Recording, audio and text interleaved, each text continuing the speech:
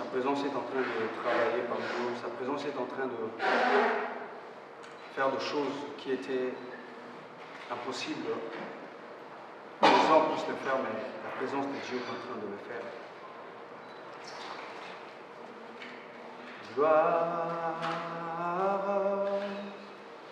gloire,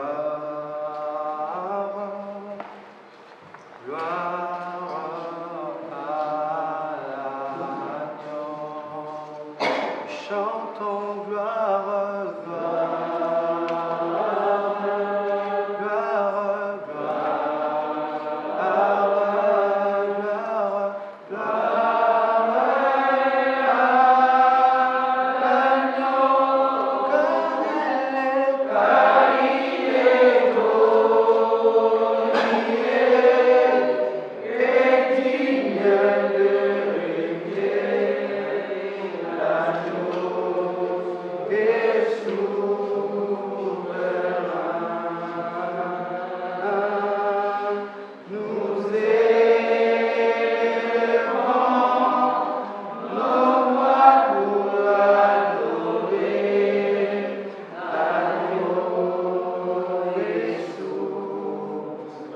chantons car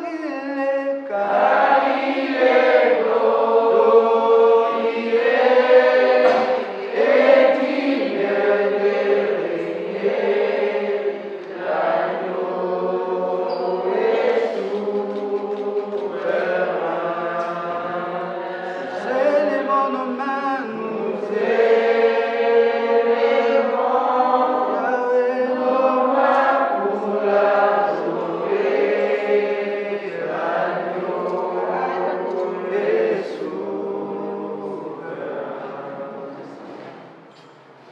Seigneur, merci pour cette opportunité. Tu nous as donné ce soir d'être dans ta présence et de recevoir, Seigneur, ce qui est de ta part. Merci parce que ce soir, notre responsabilité, c'est de prier et la responsabilité d'exaucer, Seigneur. Je sais très bien que tu es là ce soir parce que Dieu a permis que tu puisses être là. Ce n'est ni par ta force, ce n'est ni par ton intelligence, mais c'est à travers la grâce de Dieu ce soir que nous sommes là tous ensemble. Je crois que le Dieu qui nous a bénis ce soir, il est réellement le Dieu qui bénit. Et il t'a béni ce soir et il a béni aussi nos familles. Et je vais parler ce soir de quelques points d'une chose que nous tous nous savons et que beaucoup des hommes de Dieu, beaucoup de serviteurs de Dieu nous enseignent aussi par rapport à ça. Parce que aujourd'hui, Église, nous devons savoir une chose, que Dieu a libéré son onction sur l'Église, non à travers une catégorie de personnes, mais aujourd'hui, l'onction dans la parole de Dieu, l'onction dans le Nouveau Testament, l'onction est disponible pour tout celui qui a cru en Jésus et celui qui a Christ dans sa vie. C'est celui qui a droit aussi à l'onction. Et aujourd'hui ici, nous croyons réellement que l'onction est une chose qui doit être liée au ministère, qui doit être liée au ministre. Or, il y a beaucoup de gens qui servent Dieu dans l'Église. Il y a beaucoup de gens qui se croient servir Dieu, mais sans pour autant avoir cette soif-là, d'avoir aussi l'onction de Dieu. Alléluia. On doit comprendre une chose, que l'onction n'est pas été privée de toi, n'est pas été privée de tout celui qui est l'enfant de Dieu, mais l'onction est disponible pour tout celui qui a Christ dans sa vie. Et quand nous parlons de l'onction, on doit d'abord comprendre une chose, que l'onction n'est pas d'abord une chose naturelle. L'onction, ce n'est pas d'abord une chose ordinaire, mais l'onction est d'abord une chose extraordinaire. Ça veut dire l'onction est une chose qui sort d'abord de Dieu. C'est une chose qui ne vient pas de la terre, mais c'est une chose qui vient d'abord du ciel. Alléluia. Et la chose qui vient du ciel, c'est réellement la chose qui parle du surnaturel. Et l'onction a été définie de plusieurs manières, de plusieurs façons, et plusieurs serviteurs de Dieu a eu la révélation de comment définir l'onction. Et je crois que ce soir, par la grâce de Dieu, je voudrais encore dire ce soir que l'onction est aussi un investissement d'une capacité surnaturelle à une vie naturelle. Ça veut dire que c'est une chose qui est surnaturelle que Dieu a déposée dans une vie qui est naturelle. Ça veut dire que le divin a déposé en l'homme une chose qui est surnaturelle. Le divin a déposé à l'homme une chose qui est extraordinaire. Et l'onction est tellement importante parce qu'à travers l'onction, c'est ça qui permet à chaque personne que Dieu a envoyé sur la terre, que Dieu a envoyé de faire une mission, à savoir comment accomplir sa mission à travers l'onction de Dieu. Et l'onction, si je peux encore ajouter, est une chose extraordinaire qui agit dans l'ordinaire. C'est réellement une chose qui est extraordinaire, mais que Dieu a permis que ça puisse agir dans l'ordinaire. Et à travers l'onction de Dieu dans ta vie, ça fait en sorte que tu commences à poser des actes et tu commences à vivre une vie de Dieu en toi parce que tu as l'onction de Dieu. L'onction nous permet de vivre une vie différente des autres. Et l'onction est là pour créer la différence avec les autres. Ça veut dire que tout homme est sur la terre, mais tout homme ne peut pas agir de la manière surnaturelle et toute personne ne peut pas agir de la manière extraordinaire. Parce que ce n'est pas à tout le monde d'avoir l'accès en l'onction si en nous, on n'a pas encore eu l'accès de celui qui est le porteur de l'onction ou celui qui donne l'onction. Car l'onction nous permet de faire beaucoup de choses. Et je crois que dans la parole de Dieu, nous savons même dans l'Ancien Testament jusqu'au Nouveau Testament, il n'y a aucun serviteur que Dieu a envoyé, il n'y a aucune personne que Dieu a envoyée d'accomplir une mission sans pour autant être oint par l'onction. C'est faux. Alléluia. Donc tu ne peux pas être envoyé par Dieu et que Dieu puisse te laisser aller sans pour autant puisse te doter et te donner l'onction. L'onction nous permet d'abord de vivre une vie mise à part et nous permet de vivre une vie de Dieu. L'onction est là aussi pour nous permettre à se distinguer parmi plusieurs. C'est à cause de l'onction qui fait en sorte que nous puissions aussi avoir la différence entre l'Église et le monde, entre les chrétiens et les païens, entre ceux qui sont les enfants de Dieu et ceux qui ne le sont pas. C'est à cause de l'onction. Aujourd'hui, nous avons tellement la soif de prier, nous avons tellement soif de servir Dieu, mais on n'a pas compris l'importance de l'onction. Il y a certaines choses, il y a certaines prières, tu n'auras que de résultats lorsque l'onction se présente. Là où tes capacités sont limitées, là où tu te rends faible, tu te vois faible, c'est là où l'onction de Dieu fait tout ce qui est impossible à l'homme, mais à travers l'onction est possible. Tout ce que tu ne peux pas faire à travers ton intelligence, tout ce que tu ne peux pas faire à travers ta sagesse, mais je vais t'assurer ce soir, l'onction peut le faire à ta place. L'onction nous permet à se distinguer. Et l'onction de Dieu fait aussi en sorte que nous puissions servir Dieu à une grande différence. Et l'onction nous permet à opérer comme Dieu. L'onction nous permet aussi d'avoir l'autorité, la domination, le pouvoir, la puissance et s'imposer sur toute puissance de l'ennemi. L'onction produit des miracles. L'onction fait tellement de grandes choses sur nos vies. Et c'est aussi important, là où j'aimerais commencer maintenant ce soir, Nous parlons de l'onction et nous aimons aussi l'onction. Mais on doit aussi comprendre une chose, de qui est la source de l'onction. L'onction vient de qui et qui donne l'onction. Sans pour autant voir la connaissance, il y a beaucoup de gens qui sont allés chercher l'onction ailleurs, mais au moment où il y a le propriétaire de l'onction. Il y a celui qui donne l'onction. Et il y a celui qui est la source de l'onction. Et si nous ne connaissons pas la source, si nous ne connaissons pas où l'onction sort, ça fait en sorte que tu puisses aller chercher ailleurs la chose que tu dois avoir là où tu es. Aujourd'hui, nous sommes étonnés de voir beaucoup de serviteurs de Dieu dans l'occultisme. Or, le diable n'a pas l'onction à donner. Le diable ne donne rien. Jusqu'à présent, le diable n'a créé rien, le diable ne donne rien. Or, au contraire, c'est quoi? Le diable travaille toujours par rapport à la grâce que Dieu avait déjà mis en toi. Il n'a rien donné. Nous allons lire rapidement dans le livre de 1 Jean, chapitre 1 Jean, chapitre 2, verset 20. Nous allons sauter et lire 27.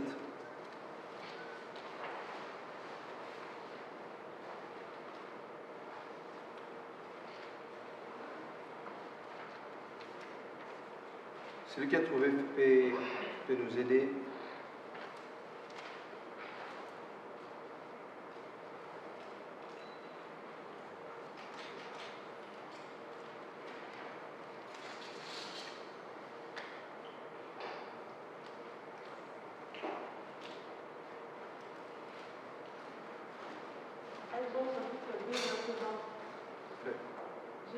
Je lis la parole du Seigneur. Amen. Versets 20 et 27. Pour vous, vous avez reçu l'onction de la part de celui qui est saint, et vous avez tous de la connaissance. Je vous ai écrit, non que vous ne connaissiez pas la vérité, mais parce que vous la connaissez, et parce qu'aucun mensonge ne vient de la vérité. Et 27.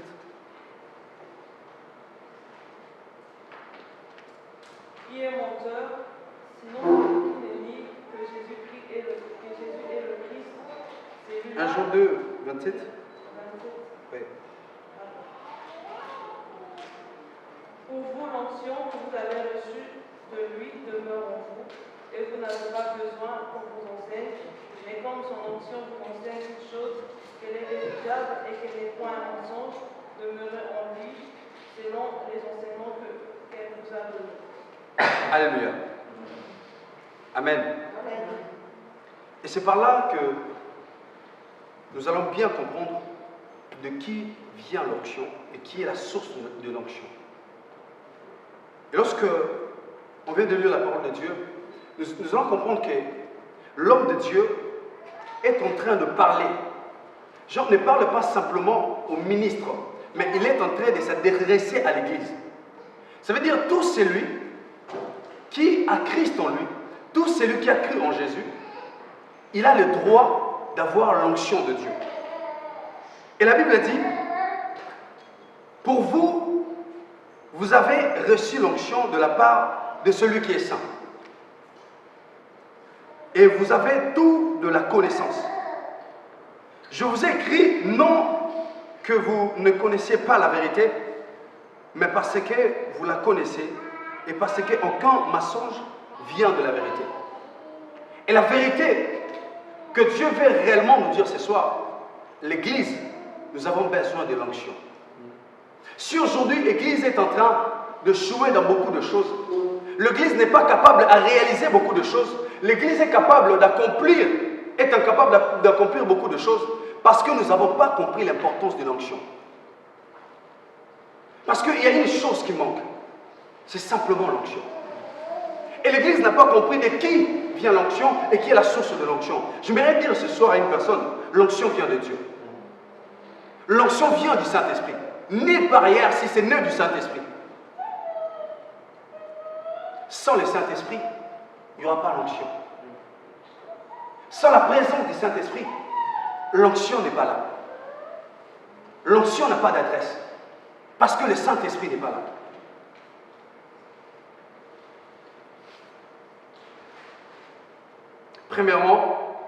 Première chose,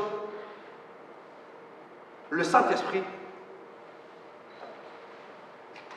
est d'abord là aussi pour oindre l'Église par son onction. Or, l'erreur que plusieurs font, c'est quoi? Plusieurs cherchent d'abord à s'attacher à l'onction, à la place d'abord de s'attacher à celui qui donne l'onction.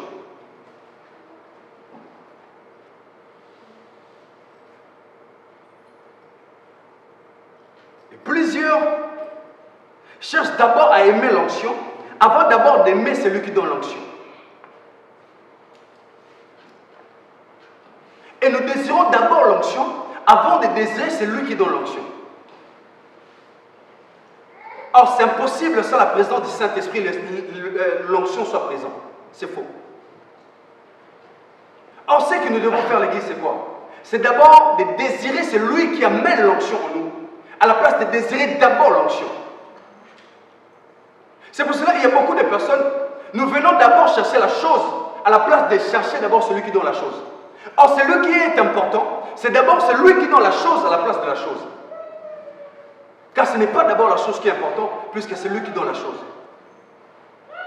Et celui qui est important, premièrement d'abord dans l'Église, c'est d'abord la présence du Saint-Esprit. Car l'onction ne vient de nulle part si ce n'est du Saint-Esprit.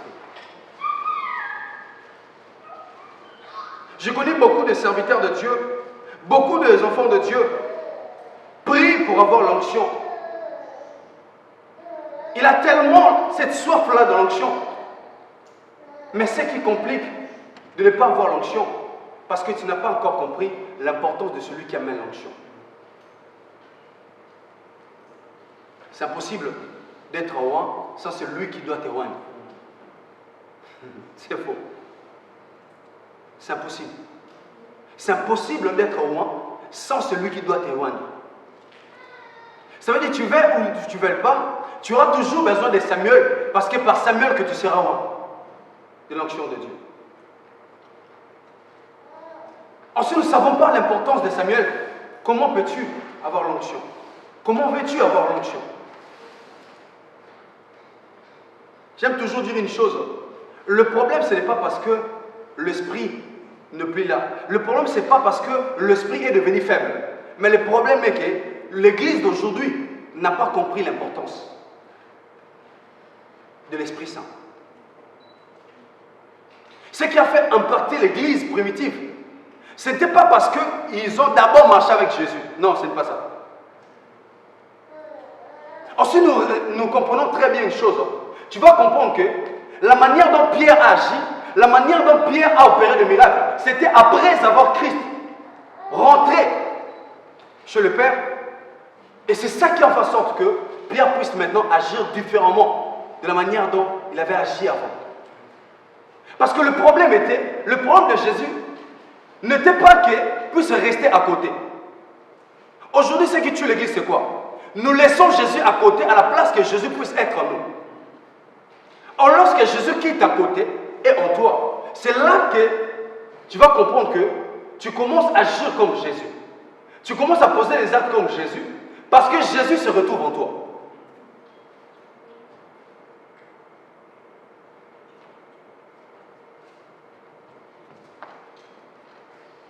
Désirons d'abord la présence du Saint-Esprit.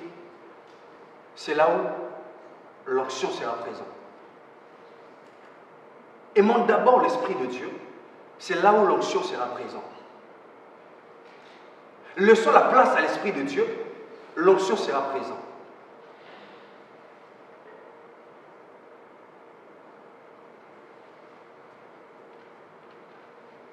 Et comment?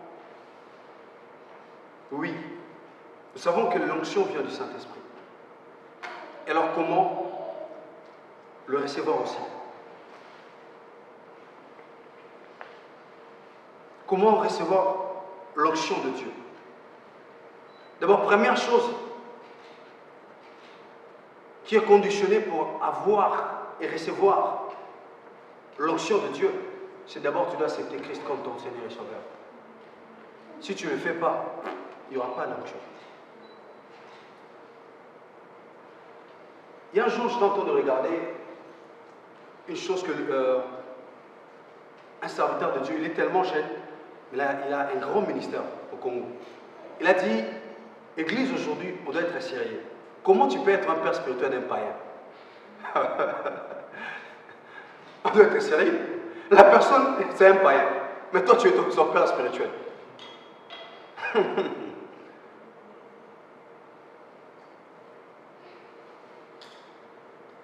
Église, ce qui fera en sorte que nous puissions impacter, on doit remettre chaque chose à sa place. Le désordre fait en sorte que, là où Dieu doit agir, comme tel que la Bible a dit, Dieu, il n'est pas d'abord le Dieu du désordre, mais il est d'abord le Dieu de paix. Ça veut dire qu'on doit remettre les choses, chaque chose à sa place. L'ordre comme il faut. Comme Dieu l'a mis. J'aime toujours dire une chose. On doit être clair. Le Saint-Esprit ne peut jamais précéder Jésus à un endroit. C'est d'abord Christ qui arrive avant le Saint-Esprit.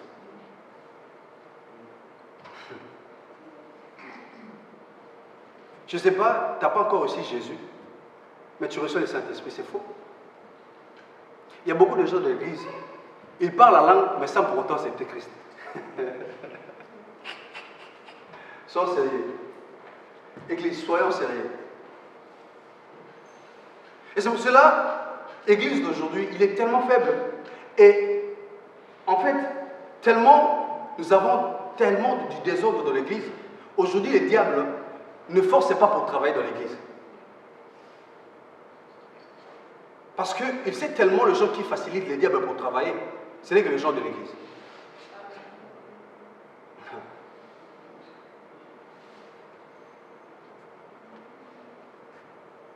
Donc, premièrement, tu dois accepter Christ comme ton Seigneur et Sauveur. S'il n'y a pas de Christ, l'Esprit du Seigneur sur moi parce qu'il m'a oint. Et l'onction vient du Saint-Esprit. On doit désirer tellement la présence du Saint-Esprit. Et Christ lui-même l'a dit. Je me demande comment Christ lui-même était 100% Dieu, 100% homme. D'avoir aussi besoin d'être oint par le Saint-Esprit. Parce qu'il voulait réellement montrer l'homme comment fonctionne Dieu. Si tu veux réellement accomplir ta mission avec Dieu, comment tu dois fonctionner avec Dieu. Du côté homme, il a montré que l'homme a toujours besoin du Saint-Esprit pour être roi. Christ qui était Dieu, mais il a été roi par le Saint-Esprit. Il a été conduit par le Saint-Esprit. Et alors aujourd'hui, c'est le contraire. À la place que l'Esprit nous conduit, mais c'est nous qui conduisons l'Esprit.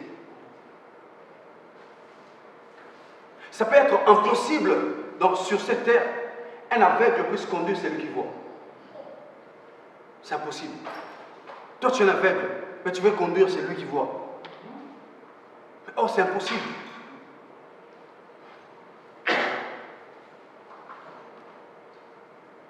Et troisième chose, comment recevoir le Saint-Esprit? On doit comprendre l'importance des hommes de Dieu. Tu seras aussi oint par les serviteurs de Dieu. Et la Bible dit dans le livre de 1 Samuel chapitre 10, chapitre 10 verset 1, la Bible nous parle que Saoul a été oint par Samuel. Comprenons l'importance des hommes de Dieu, l'importance des serviteurs de Dieu. Aujourd'hui, ça me fait très mal, mais on doit dire la vérité. Aujourd'hui, on ne sait pas l'importance des hommes de Dieu. Aujourd'hui, tout le monde a l'accès de parler, peu importe ce qu'il ça peut le monter dans le cœur, il peut inciter l'homme de Dieu. Or, on doit savoir une chose, tu peux blaguer avec toute chose, mais on ne blague pas avec l'onction.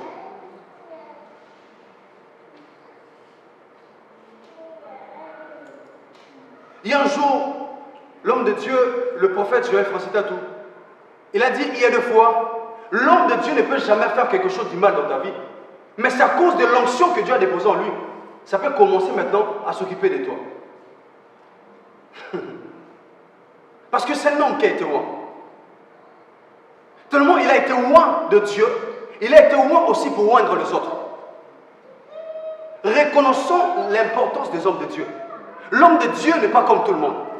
Aujourd'hui, nous avons tellement la facilité de parler de choses terribles sur le serviteur de Dieu. Et c'est le même serviteur aussi, tu viendras pour qu'il puisse imposer sa main sur toi et prier pour toi. Et tu as besoin aussi d'être guéri. Mais c'est le même personne que hier tu avais parlé du mal de lui.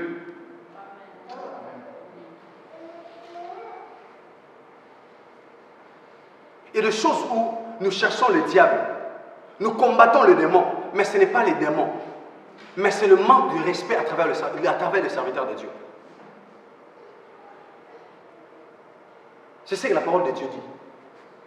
Que Saül peut être roi. Il a été oint par Samuel. David peut être roi. Il a été oint par Samuel.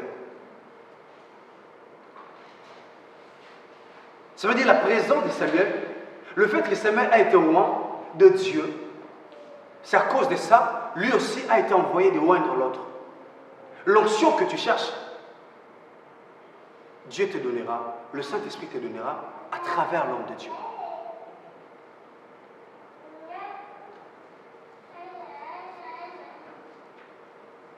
On ne refuse pas. Ils sont des hommes, nous sommes des hommes. L'homme de Dieu, peu importe ce qu'il peut faire, mais on doit comprendre toujours une chose, que l'homme de Dieu reste l'homme de Dieu. Écoute ce que Dieu lui-même l'a dit. Pourquoi Dieu n'a pas dit simplement dans la parole de Dieu, ne touchez pas mes enfants, ne touchez pas à qui que ce soit. Mais Dieu lui-même, il a dit, ne touchez pas à ma oint. Celui qui a été oint par moi, ne touchez pas. Toucher un oint de Dieu, ce n'est pas simplement le toucher par son corps, mais toucher un oint de Dieu. C'est aussi quand nous parlons le contraire de serviteur de Dieu. C'est de toucher un oint de Dieu. Tu veuilles ou tu ne veuilles pas, selon l'ordre que Dieu a établi, l'onction vient de Christ, l'onction vient du Saint-Esprit, l'onction vient aussi des hommes de Dieu.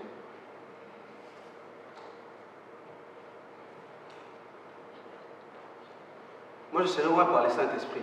Le jour où tu dois devenir pasteur, tu veux ou tu ne veux pas, tu mets tes genoux par terre et l'homme de Dieu va te oindre, va te consacrer. J'ai été consacré par le Saint-Esprit, il n'y a pas de problème. Mais Dieu, il est le Dieu de l'ordre. Il a établi l'homme de Dieu pour te consacrer.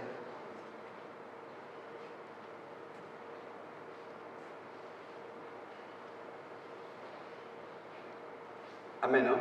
Amen.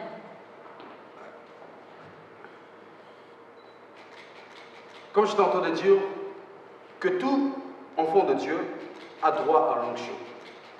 Nous croyons toujours que l'onction est liée qu'au ministre de la parole de Dieu. Or, l'onction doit aussi être liée et attachée à toutes ces grâces que Dieu a mis en nous. Quand tu es là, même si tu es chanteur, tu as besoin toujours de l'onction de Dieu. Lorsque tu as l'onction, tu chanteras différemment des autres. Nous connaissons un chanteur comme Michel Bakena.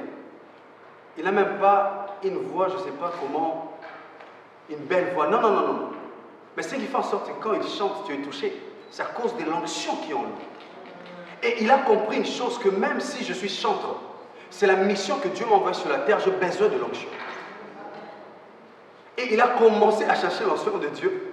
Et jusqu'à présent, il est le résultat de l'onction de Dieu. Tout le monde a été touché par la chanson de Michel Bakena, malgré sa voix. Ça me fait du bien. Quand il chante, j'ai vraiment la paix dans mon cœur. C'est à cause de l'onction qu'il a. Aujourd'hui, plusieurs chantent. Pour eux, l'onction doit simplement être liée et attachée aux hommes de Dieu. À celui qui prêche. C'est pour eux l'onction. Mais c'est faux. Même si tu es un intercesseur, tu as toujours besoin de l'onction de Dieu. Quand tu as l'onction de Dieu, tu verras la différence dans tes prières. Tu verras la puissance dans tes prières. Tu verras, tu auras une autre puissance dans tes prières parce qu'il y a la présence de l'onction de Dieu. Peu importe ce que tu peux être, même instrument triste, instrumentiste dans l'église, tu fais quoi que ce soit, tu as toujours besoin de l'onction de Dieu. Même si tu es protocole, tu as aussi besoin de l'onction de Dieu. Il y a des gens qui ont dit, elle, quand elle fait ça, c'est toujours différent des autres. C'est à cause de l'onction de Dieu. Peu importe ce que tu peux faire dans l'église, tu as toujours besoin de l'onction de Dieu. Parce que tu as une mission à accomplir sur la terre. Même si tu peux être un partenaire dans l'église, tu as toujours aussi besoin de l'onction de Dieu. Pourquoi? Parce que ta mission doit toujours être accompagnée de l'onction de Dieu pour mieux accomplir ta mission sur la terre. Et si nous lisons dans le livre des Actes des Apôtres, chapitre 1, verset 8, la Bible dit, lorsque l'Esprit de Dieu viendra sur vous, il y aura une puissance qui fera en sorte que vous puissiez être mes témoins. Ça veut dire, avant d'abord être le témoin de Christ, tu as d'abord besoin de voir l'onction de Dieu.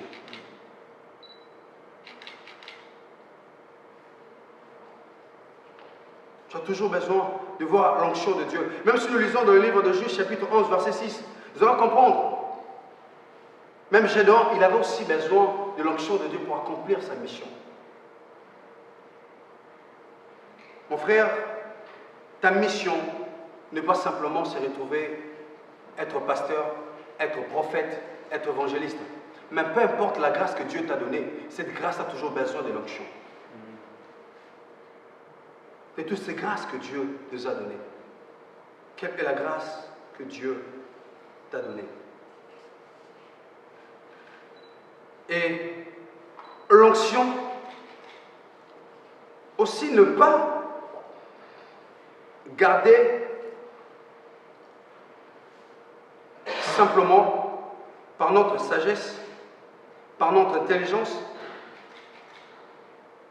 ou par nos expériences.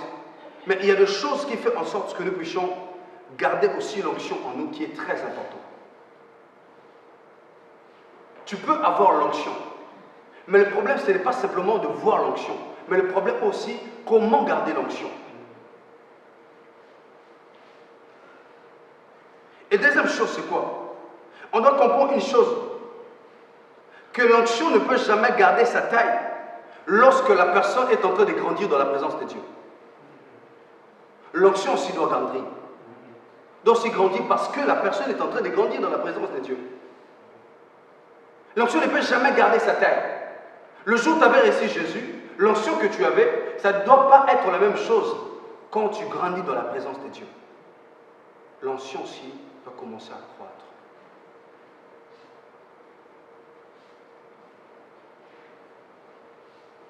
Et comment faire grandir l'onction ou comment développer l'onction que Dieu nous a donnée.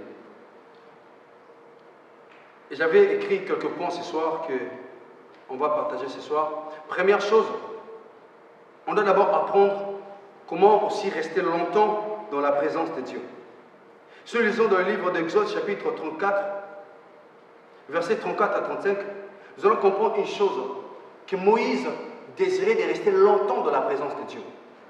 Et c'est ça qui faisait en sorte que l'onction de la vie de Moïse puisse grandir.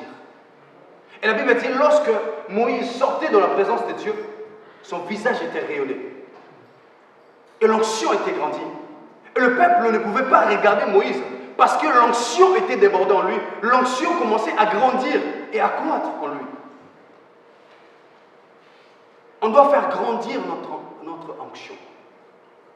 Pourquoi? Parce qu'on doit comprendre une chose, que le combat par lequel nous faisons face, le jour où tu avais reçu Christ, tu avais d'autres combats.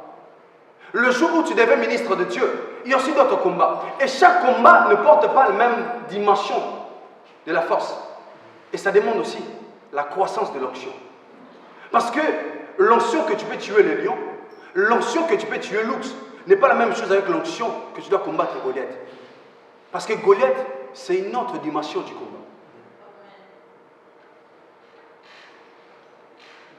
C'est une autre dimension du combat. On a besoin que l'onction puisse grandir.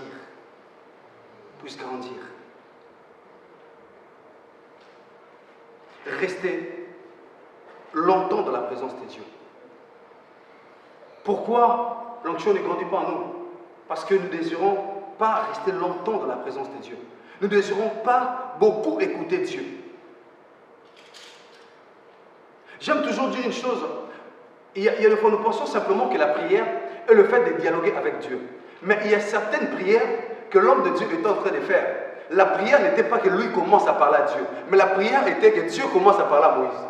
Lorsque Dieu commence à te parler, c'est déjà une prière.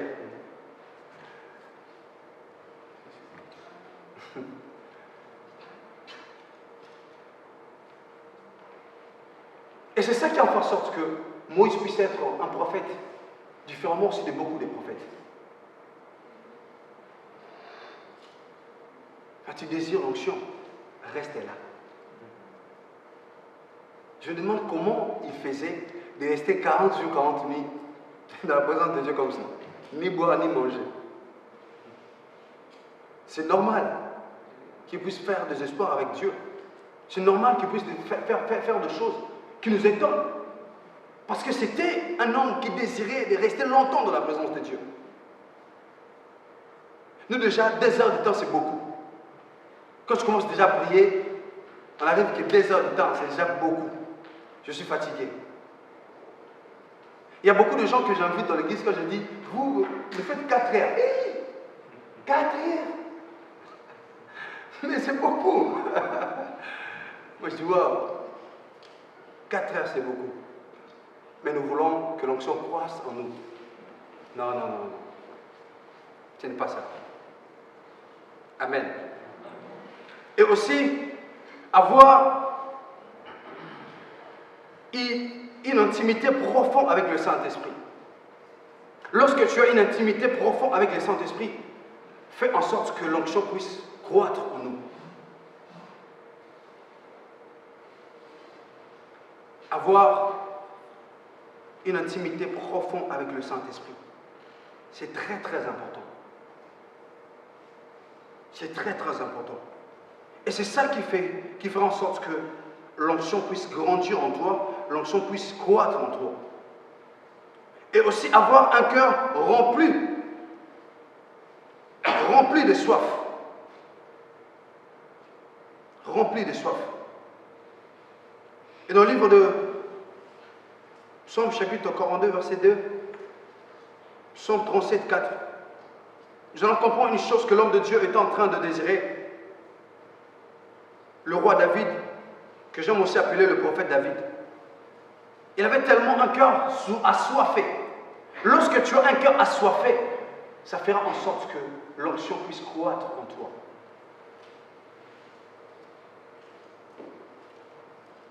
L'onction puisse croître en toi. Ne laisse pas l'onction puisse croître aux hommes de Dieu. Ne laisse pas que l'onction puisse croître qu'aux prophètes. Aujourd'hui, l'Ancien Testament n'est pas simplement le Nouveau Testament. Mais le Nouveau Testament, Christ nous a donné l'accès qu'on ne pourrait pas avoir dans l'Ancien Testament. Aujourd'hui, tout le monde a droit. Dans l'Ancien Testament, ce n'était pas tout le monde qui avait droit à l'Esprit de Dieu. Et l'Esprit de Dieu venait simplement s'installer lorsqu'il y a une mission. Et quand la mission finit, l'Esprit de Dieu n'est plus là. Mais aujourd'hui, l'Esprit demeure sur la terre. L'Esprit est ici. Ce n'est pas en sorte que nous puissions chanter « L'Esprit de Dieu descend », parce que l'Esprit de Dieu est déjà sur la terre. Le problème est que j'ai besoin de toi, Saint-Esprit, viens dans ma vie. Il ne descendra pas parce qu'il est déjà là.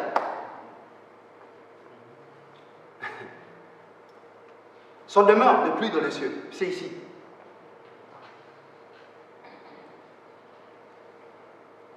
Amen. Je dois avoir un cœur assoiffé. Quand tu as un cœur assoiffé, c'est ça qui fait en sorte que l'onction puisse croître en toi. Et encore, une vie de prière constante et mettre en pratique la parole de Dieu fait grandir en nous l'onction. Une vie de prière constante. Lorsque l'homme de Dieu, Paul dit, prier sans cesse. Il ne dit pas prier sans cesse, ça veut dire commencer à 6h à 6h. Le problème est que tu dois vivre une vie de prière, comme Christ l'a dit, ma maison sera appelée une maison de prière. Ça veut dire que ta vie doit être une vie de prière. Lorsque tu es une personne qui prie beaucoup, qui a tellement